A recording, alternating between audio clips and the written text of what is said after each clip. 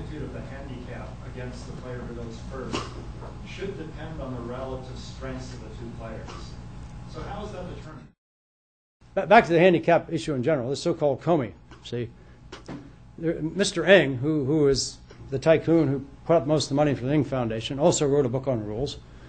And his preface to the book on rules says, "It is the right of the sponsors of the tournament to define the rules of competition and the duty of the players to abide by them." See?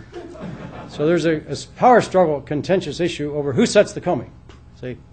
And so you have disputes where even just a couple decades ago, Japanese players would decide to refuse to play in a tournament in Taiwan or Korea or somewhere because the Comey was wrong. See? They then thought the Comey should be 5.5, and for a while the Chinese thought it should be 7.5. See? Okay? Trivial solution. I mean, you set the Comey at 6.5 and put each on a side where he thinks he has an advantage, right? But no, that would be a Western, solution. It is the right of the tournament directors to not only say who plays black and who plays white, but what is the Comey. See, so that's the way it's stuck. There is the handicap system in Go, and what it does is the weaker player gets so many stones head start. See, and that's graded all the way down. When I say my rank is right now, it's about 2Q, which is -2 in some sense. You start at minus infinity and you work up to the smallest master rank is 1 Dan. So you go Q, 10Q, 9Q, 8Q, 7Q. Each of these ranks is worth about 1 stone. So if I play some guy who's like 2 or 3 Dan, see, he will give me 3 or 4 stones head start. See, but the Comey is not. The Comey is a finer structure. The stones are worth about 13, 14 points. Jujo and Naiwei there were arguing whether it's 14.5 or 15. Theoretically, if the coupons were infinitely spaced, the Comey should be worth half the value of the top coupon. So when they're taking a 14.5 point coupon, what they're saying is they think the fair Comey is about 7.25. Now, Japan just a couple years ago finally changed, based on massive statistics, that with a 5.5 point Comey, black was still winning 53 or 54% of the time, and so they changed it, and it's now 6.5. But that was just a couple years ago. Most in Taiwan are still winning 7.5. So I mean, it's all.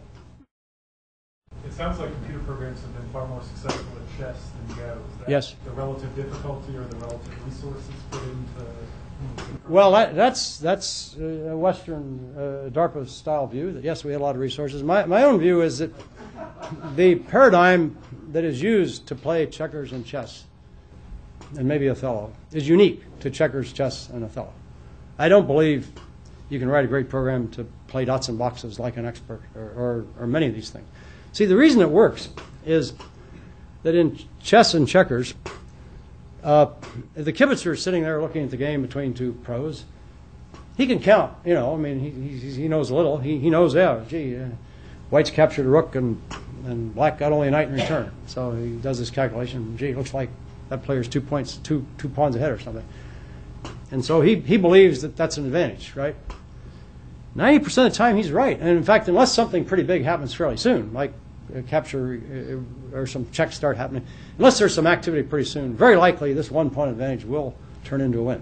So you have this crude estimate just based on material, which is close enough to the reality that when you minimax it back 5, 6, 7, 8 moves or whatever, and that's where the computer power and clever programming come in, you're converging to something that's pretty good most of the time. See, in Go, the kibitzer usually has no idea what's going on. He sees, these. Let's just go back to one of these positions we had here.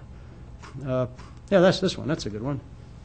I mean, you listen to Go Master discuss this. Oh, yeah, black has strong influence in here. White has some influence here. I mean, as this kind of talk, and oh yeah, gee, this move is going to force them out there. I mean, and try to quantify any of this. I mean, how many points is black?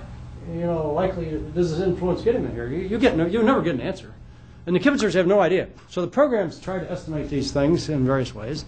These estimates are pretty poor. So minimaxing back 20, 30, 40 moves is nowhere near enough to get convergence. I also might say, while I'm on this topic briefly, that the success of computers in both chess and checkers has been wildly hyped by the interests supporting him. IBM marketing is very adept and has persuaded the world that computers have solved the game of chess or something, and it's nowhere near true. I mean, I don't know any knowledgeable insiders who believe that when Big Blue defeated Kasparov, that if the next day it had started playing against Anand or some other major chess master, extremely likely the chess master would beat it. I mean, I think everybody would be betting on the chess master still. That's not because in the competitive level these things are very opponent specific.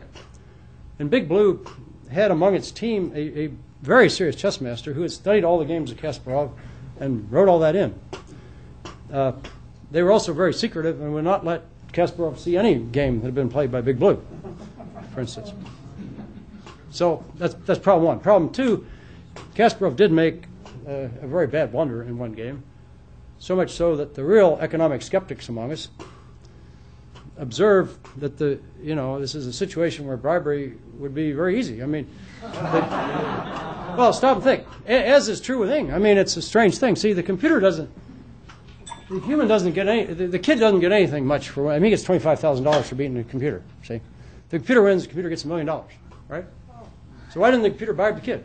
I mean, okay, that's very hard. I mean, in Asian culture, that's very hard. You got to get to his parents. I mean, it's going to be, but it's probably very hard to bribe Kasparov too. I'm not suggesting it happened, but I am suggesting that the advantage that IBM winning that was run by the marketing department is almost surely $10 million or more was their benefit. And of course, as soon as they did, they dismantled the machine, took it down before anybody could challenge it and question. Well, that's exactly what they did. Yes, Big Blue doesn't exist anymore. I mean, so it's how many people think computers are anywhere near solving checkers? For instance, most people think, oh yeah, long ago. False. There's a book by Jonathan Schaefer. Humans are still beating computers at checkers. I mean, and the best checker program was written by Jonathan Schaefer. Now, not very many, but it's still a big achievement. I don't want to totally degrade these computer programs. They are playing at a level where there's only maybe, in both chess and checkers, of the order of a dozen of the world's best players who can compete with them. So, I mean, that's still awfully, awfully good. But it's not to say they've gone on to some higher rank yet above everybody. No. They're up there in the top league. That's correct.